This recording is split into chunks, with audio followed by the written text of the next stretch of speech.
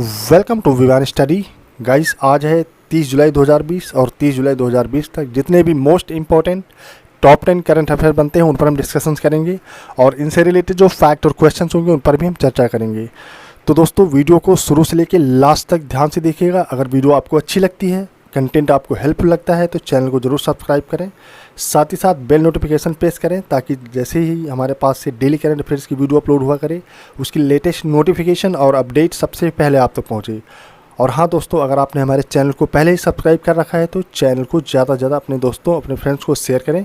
और आज की जो करंट अफेयर है इसकी PDF फाइल आप हमारे डिस्क्रिप्शन बॉक्स से जाकर डाउनलोड कर सकते हैं, वहाँ पर लिंक प्रोवाइड की गई है। तो चलिए बढ़ते हैं आज की करंट अफेयर्स पर। तो दोस्तों आज की करंट अफेयर का सबसे पहला क्वेश्चन है, अंतर्राष्ट्रीय बाघ दिवस किस दिन मनाया जाता है? विश्व अंतर्राष्ट्रीय बाघ दिवस किस दिन मनाया जाता है दोस्तों? तो इसका करेक्ट आंसर हो जाएगा ऑप्शन डी, 29 जुलाई। तो दोस्तों जो है 29 जुलाई को हर साल इंटरनेशनल टाइगर डे मनाया जाता है। आप भी स्क्रीन पर खुद देख सकते हैं, इंटरनेशनल टाइगर डे जो हर साल 29 जुलाई को मनाया जाता है। और 29 जुलाई को विश्व भर में विश्व बाघ दिवस या इसको कहते हैं अंतर्राष्ट्रीय बाघ दिवस, इसको सेलिब्रेट किया जाता है, जिसका उद्देश्य क्या होता है? बाघों के संरक्षण के बारे में जागरूकता फैलाना है। और विभिन्न देशों में अवैध शिकार एवं वनों के नष्ट होने की वजह से बाघों की संख्या में काफ़ी गिरावट हो रही है। और अभी अगर इंडिया की बात करें, अपने देश की बात करें, तो देश में 2967 बाघ बचे हैं। जबकि पूरी दुनिया में अगर बात करें, पूरी दुनिया के लेवल में तो केवल 3900 बाघ ही बचे हैं वर्ल्ड लेवल पे। और जो अभी जो वर्तमान जो केंद्रीय मंत्री हैं प्रकाश जावड़ेकर के अनुसार देश में 30,000 हाथी हैं और 3001 सींग वाले गैंडे और 500 से ज़्यादा शेर हैं। तो क्या हो रहा है कि संख्या धीरे धीरे कम हो रही है, जो बाघों की संख्या कम हो रही है, तो इनको संरक्षित करने के लिए, इनके प्रति लोगों के अंदर जागरूकता फैलाने के लिए इस दिन को मनाया जाता है, यानी इंटरनेशनल टाइगर डे, अंतर्राष्ट्रीय बाघ दिवस मनाया जाता है। तो गाइस बहुत इंपॉर्टेंट डे है, इसको याद रखिएगा, 29 जुलाई। तो गाइस जहाँ पे ये तो बात थी 29 जुलाई की, 29 जुलाई को अंतर्राष्ट्रीय बाघ दिवस मनाया जाता है। और यहाँ जो ऑप्शंस में डेट दी गई हैं उनके बारे में जान लेते हैं। इसे 15 मार्च है, तो 15 मार्च को जो है हर साल वर्ल्ड कंज्यूमर राइट डे मनाया जाता है, यानी विश्व उपभोक्ता अधिकार दिवस। ठीक है। और अगर बात करें 10 मई की, तो 10 मई को हर साल मदर डे मनाया जाता है। ठीक है दोस्तों, मदर्स डे। और अगर बात करें 19 जनवरी की, तो विश्व में जो है, विश्व और इंडिया में ये इवेंट बनाए जाते हैं जिसमें भोगी, पोंगल, मकर संक्रांति, भोंगली, बिहू, टुसु पूजा, लोहड़ी और हड़का, ये सारे फेस्टिवल्स नेशनल लेवल पे मनाए जाते हैं 19 जनवरी को। ठीक है, तो ये याद रखेंगे, बहुत ही इंपॉर्टेंट चीज़ है। और दोस्तों ये इम्पॉर्टेंट डे वाला क्वेश्चन था, तो इस महीने यानी जुलाई महीने में कितने इंपॉर्टेंट डे हुए हैं उनके बारे में हम बात कर लेते हैं। क्योंकि अगर आप सीक्वेंस में रिवीजन करते जाते हैं तो उससे क्या होता है, आपको याद करने में और नोट्स बनाने में आसानी होती है। और एग्ज़ाम में अगर किसी मंथ या मान लो जुलाई मंथ के महीने के कोई क्वेश्चन पुट कर देते हो वहाँ पे एग्जामिनर, तो उससे आपको हेल्प मिल पाती है। तो चलिए देख लेते हैं कि इस महीने में कौन कौन सी इंपॉर्टेंट डे आज तक हुए हैं। तो गाइस इंपॉर्टेंट डेट में अगर बात करें तो 1 जुलाई को कौन कौन से दिन मनाए जाते हैं, कौन कौन से इंपॉर्टेंट डेट मनाए जाते हैं? Doctors day, national postal worker day, Canada day, ये कनाडा स्थापना दिवस मनाया जाता है, और चार्टर्ड अकाउंटेंट डे। ठीक है। और अगर हम बात करें 2 जुलाई की, तो 2 जुलाई को वर्ल्ड UFO डे मनाया जाता है। ठीक है। और 4 जुलाई को USA इंडिपेंडेंस डे, यानी अमेरिका में जो दिवस मनाया जाता है, इंडिपेंडेंस डे मनाया जाता है, उसको सेलिब्रेट करते हैं जुलाई 4 को। और 6 जुलाई की अगर बात करें तो वर्ल्ड जूनोसिस डे मनाया जाता है। ठीक है, वर्ल्ड जूनोसिस डे।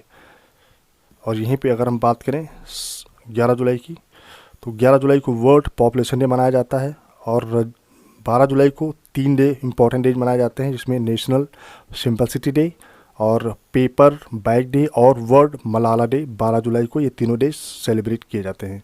और अगर हम बात करें 14 जुलाई की, क्योंकि 13 जुलाई को कोई डे सेलिब्रेट नहीं होता है, नहीं मनाया जाता है, तो जुलाई 14 को बैस्टिल डे, और जुलाई 17 को world day for international justice, और जुलाई 18 इंटरनेशनल नेल्सन मंडेला डे, और जुलाई 22 पाई अप्रोक्सीमेशन डे, और जुलाई 24 को नेशनल थर्मल इंजीनियर डे, और जुलाई 26 को क्या माना जाता है गाइस? 2 इवेंट सेलिब्रेट किए जाते हैं। नंबर 1 इंडिया नेशनल लेवल पर कारगिल विजय दिवस और नेशनल पेरेंट डे। और अगर हम बात करें 28 की, तो गाइस 28 जो है जुलाई को दो इवेंट्स मनाए जाते हैं। नंबर 1 है world nature conservation day, world hepatitis day, और 29 जुलाई जो कि आज है, आज मनाया गया क्या, international tiger day. Sorry guys, कल था 29 जुलाई, तो कल मनाया गया था इंटरनेशनल टाइगर डे।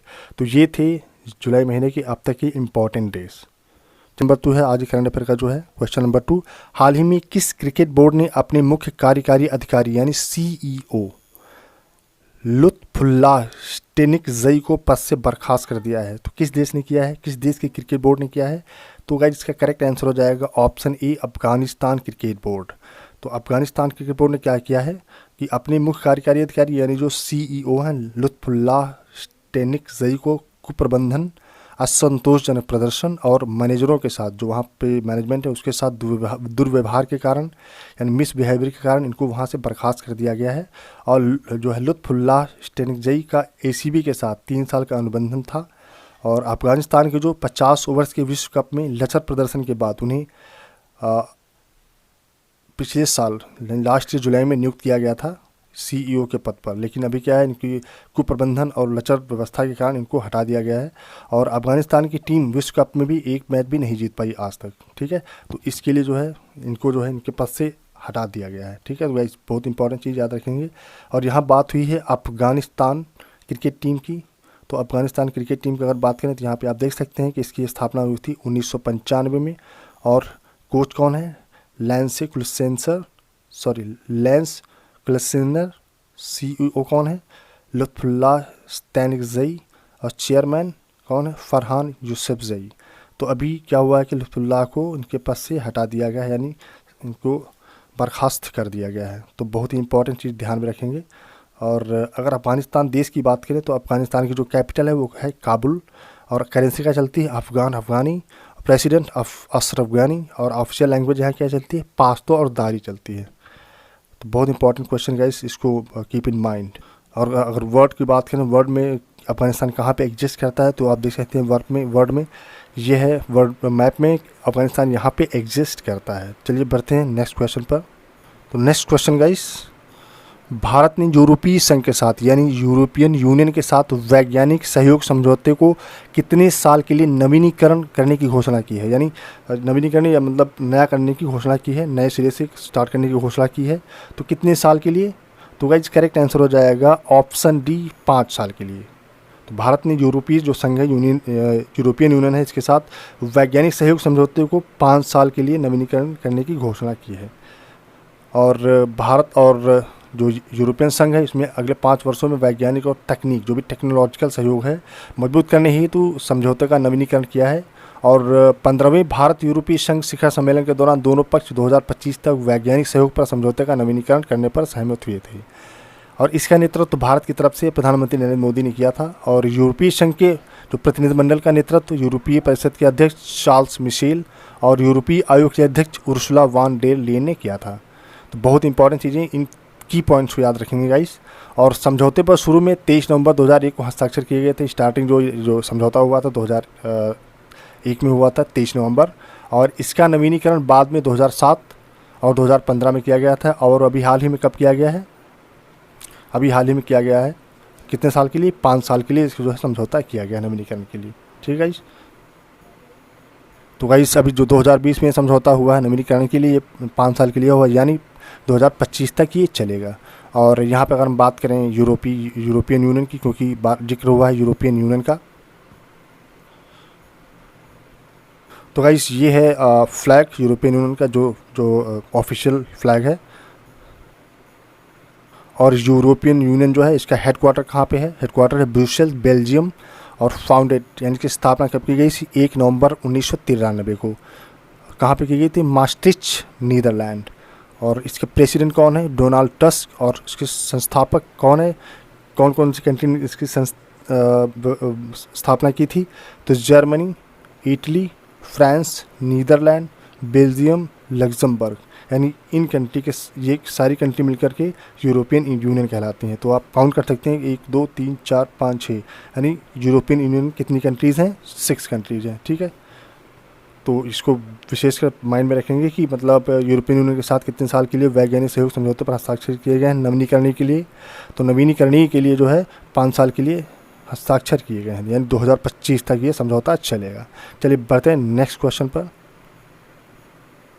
तो नेक्स्ट क्वेश्चन है क्वेश्चन नंबर 4। रूस ने किस देश को S-400 यानी S-400 जो मिसाइल है उसकी सुरक्षा प्रणाली की आपूर्ति पर रोक लगा दी है? तो रूस ने किस देश पर रोक लगाई है? तो इसका करेक्ट आंसर हो जाएगा ऑप्शन बी, चीन। ठीक है। तो रूस ने क्या किया है, रूस ने चीन को दी जाने वाली S-400 मिसाइल डिफेंस सिस्टम की आपूर्ति पर तत्काल रोक लगा दी है।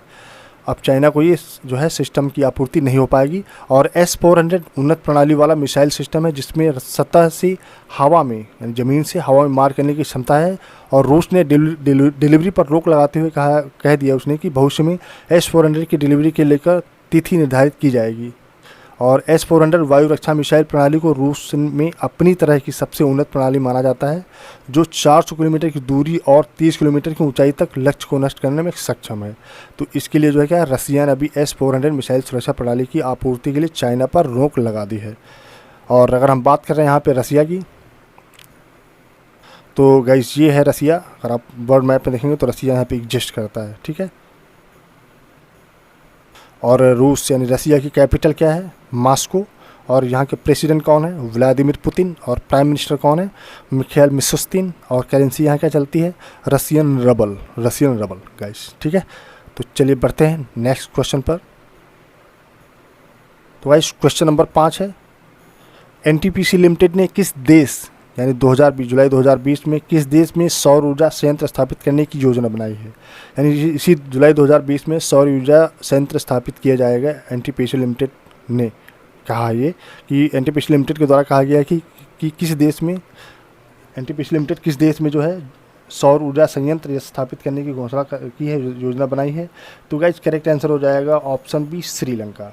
तो NTPC क्या कर रहा है, यानी इंटरनेशनल सोलर अलायंस, ये जो इंटरनेशनल सोलर अलायंस है और NTPC लिमिटेड के तत्वाधान में दोनों मिलकर के भारत की सबसे बड़ी बिजली उत्पादन उपयोगिता की योजना श्रीलंका के सौर ऊर्जा संयंत्रों को भारतीय महासागर क्षेत्र में भारत की उपस्थिति को प्रदर्शित करने की रणनीति के हिस्से के रूप में स्थापित करने की है।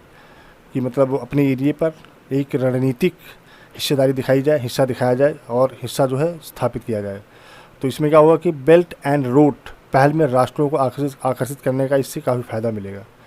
इसके माध्यम से जो बेल्ट एंड रोड पहल में राष्ट्रों को आकर्षित करने का इसमें प्रयास किया जाएगा। तो बहुत ही इम्पॉर्टेंट है कि मतलब जो NTPC लिमिटेड ने किस देश में, तो श्रीलंका में जुलाई 2020 में सौर ऊर्जा संयंत्र स्थापित करने की योजना बनाई है। ठीक है गाइस। और यहाँ पर अगर NTPC की हम बात करें, NTPC तो NTPC की स्थापना हुई थी 1975 में और इसका हेडक्वार्टर है न्यू दिल्ली, इंडिया। और इसके ओनर यानी इसको संभालते कौन है, टेक ओवर किसने किया हुआ है, तो गवर्नमेंट ऑफ इंडिया। और अगर NTPC की हम बात करें कि इसका उद्देश्य क्या है, पर्पज़ क्या है या इसका काम क्या है, तो उद्देश्य है बिजली उत्पादन और वितरण, प्राकृतिक गैस की खोज, उत्पादन और परिवहन और वितरण। तो ये सब इसके कार्य हैं जो NTPC कंट्रोल करता है। ठीक है। चलिए बढ़ते हैं नेक्स्ट क्वेश्चन पर।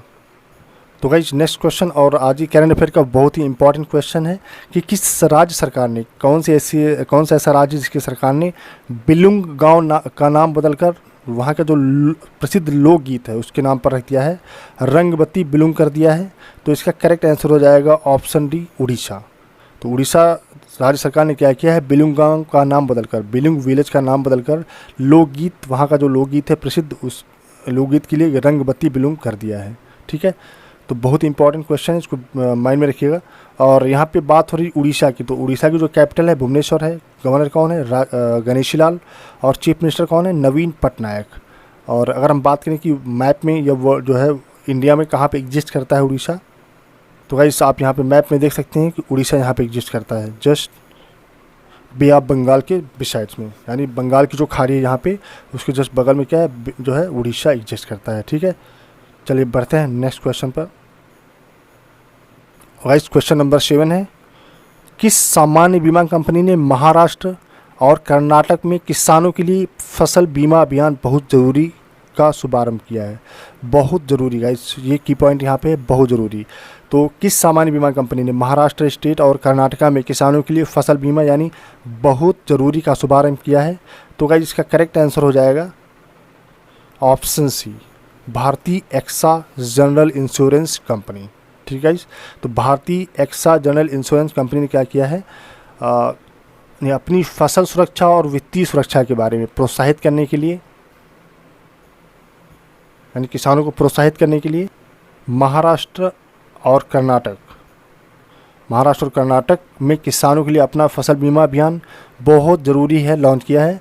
और इसका उद्देश्य किसान समुदायों को फसल बीमा की प्रासंगिकता और महत्व के बारे में जागरूकता पैदा करना है, जो कि बेमौसम बारिश के कारण फसल खराब होने या क्षति के कारण ग्रामीण संकट को दूर कर सकता है। दूसरों के बीच मानसून की विफलता, भारतीय एक्सा जनरल इंश्योरेंस ने अपने किसानों का बीमा प्रधानमंत्री बीमा योजना के तहत करने के लिए निश्चय किया है। तो इससे किसानों को काफ़ी फ़ायदा मिलने वाला है। और ये महाराष्ट्र और कर्नाटक की सरकारों से 800 करोड़ रुपए का फसल बीमा अध्यादेश प्राप्त किया है। ठीक है, तो इसको माइंड में रखेंगे, बहुत इंपॉर्टेंट है। और गाइस जहाँ पे जिक्र हो रहा है भारतीय एक्सा जनरल इंश्योरेंस की, तो यहाँ पे समझ लेते हैं कि भारतीय एक्सा ने क्या किया है, लॉन्च किया है, क्या बहुत ज़रूरी है, कैंपेन फॉर फार्मर्स। और कहाँ पे, महाराष्ट्र और कर्नाटका स्टेट में। और यहाँ पे भारतीय एक्सा जनरल इंश्योरेंस की बात करें तो गाइस इसकी स्थापना हुई थी 2008 में और इसका हेडक्वार्टर है मुंबई। और इसके मैनेजिंग डायरेक्टर एंड CEO कौन है, संजीव श्रीनिवासन। ठीक है, तो याद रखिएगा। तो और यहाँ पे जो ऑप्शंस में अदर इंश्योरेंस कंपनियाँ दी, इनके बारे में बात करें, जैसे एगॉन लाइफ इंश्योरेंस कंपनी। तो एगॉन जो लाइफ इंश्योरेंस कंपनी है, इसकी जो स्थापना हुई थी 2008 में, इसका हेडक्वार्टर कहाँ, मुंबई। और इसके जो COO हैं यानी चीफ ऑपरेटिंग ऑफिसर हैं, कौन है, चीफ ऑपरेटिंग ऑफिसर हैं नवीन बचवानी। और यहाँ पे Bajaj Allianz general insurance company की बात हो रही है, तो इसके CEO कौन है, तपन सिंघेल। और इसका हेडक्वार्टर कहाँ है, पुणे में है। और यहाँ पे बात की गई है क्योंकि C की हम बात कर चुके हैं। और D की पेटीएम जनरल इंश्योरेंस लिमिटेड। तो पेटीएम जनरल इंश्योरेंस लिमिटेड के जो MD एंड CEO हैं विनीत अरोरा हैं।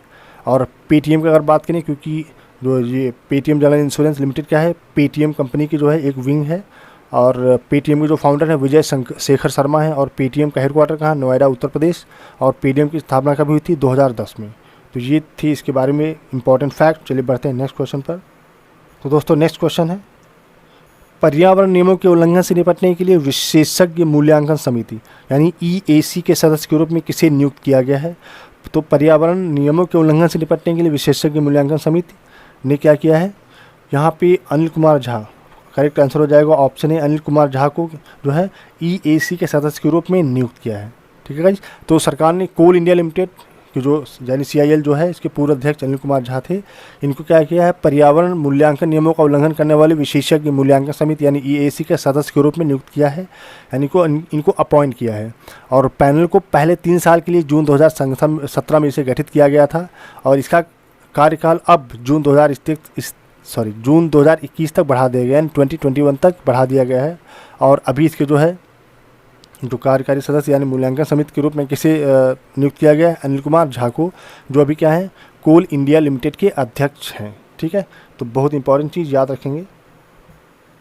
ये जो क्वेश्चन है स्टैटिक करंट अफेयर्स हैं, बहुत इंपॉर्टेंट है और ये एग्ज़ाम में आ सकते हैं।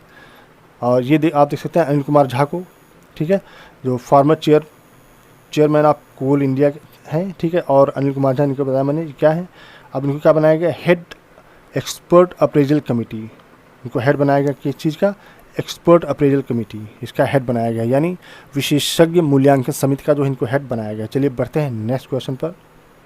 तो गाइस क्वेश्चन नंबर नेक्स्ट 9, उस भारतीय जलवायु कार्यकर्ता का नाम बताइए जो जलवायु परिवर्तन पर एंटोनियो गुटेरेस के नए युवा सलाहकार समूह का सदस्य बन गया है, यानी जो यूथ एडवाइजरी ग्रुप है उसका क्या सदस्य बन गया है। तो करेक्ट आंसर हो जाएगा ऑप्शन बी, अर्चना सोरेंग।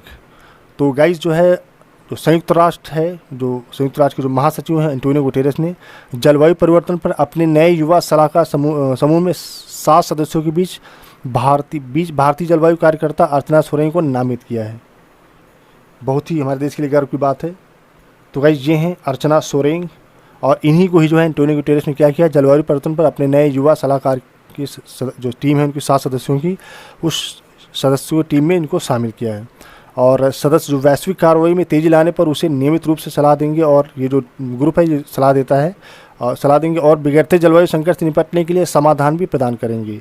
और ये जो महामारी चल रही है कोरोना वायरस की इसकी पुनर्प्राप्ति प्रयासों के भाग के रूप में जलवायु कार्रवाई को बढ़ाने के लिए समूह के अन्य सदस्य सूडान से निसरीन एल्सिम, फिजी से अर्नेस्ट गिब्सन और मालदोवा से ब्लादिस्लाव कैम, संयुक्त राज्य अमेरिका से सोफिया कियानी और फ्रांस ने नाथो मेटिनेर और ब्राज़ील से पलोमा कोस्टा हैं जो इस टीम से हैं। ठीक है, तो अलग अलग देशों से लिया गया है।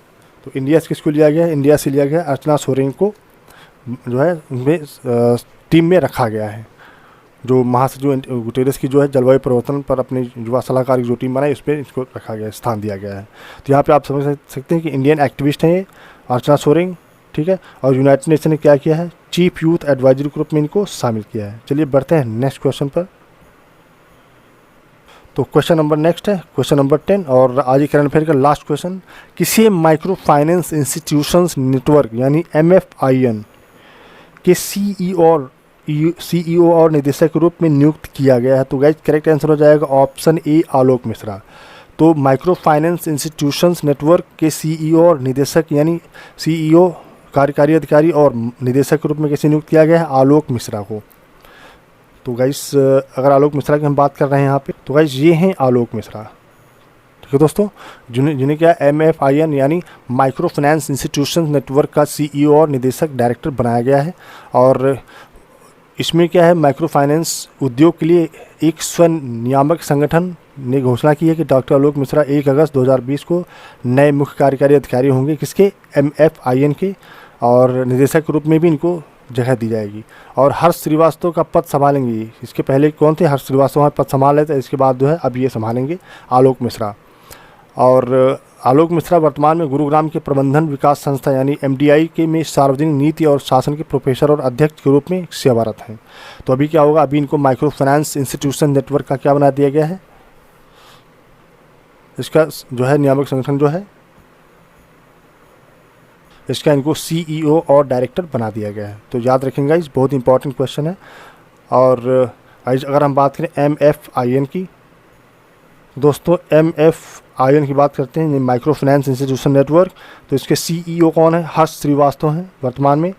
ठीक है, और इसकी स्थापना कभी 2009 में की गई थी। वाइस प्रेसिडेंट कौन है? जो है दिव्या ज्योति पटनायक। और लोकेशन क्या है यानी हेडक्वार्टर कहाँ है? गुड़गांव, हरियाणा। तो गाइज ये थी आज की करंट अफेयर। गाइज मैं डेली कोशिश करता हूँ जो टॉप 10 करंट अफेयर्स उनको कवर किया जाए, और टॉप 10 को ही मैं यहाँ पे पिक करता हूँ। और अगर कोई क्वेश्चन टॉप 10 में छूट रहा है तो आप इसके लिए हमें सजेशन दे सकते हैं, एडवाइस दे सकते हैं। तो दोस्तों आज की ये करंट अफेयर थी। मिलते हैं कल की करंट अफेयर में, तब तक के लिए थैंक यू सो मच। जय हिंद।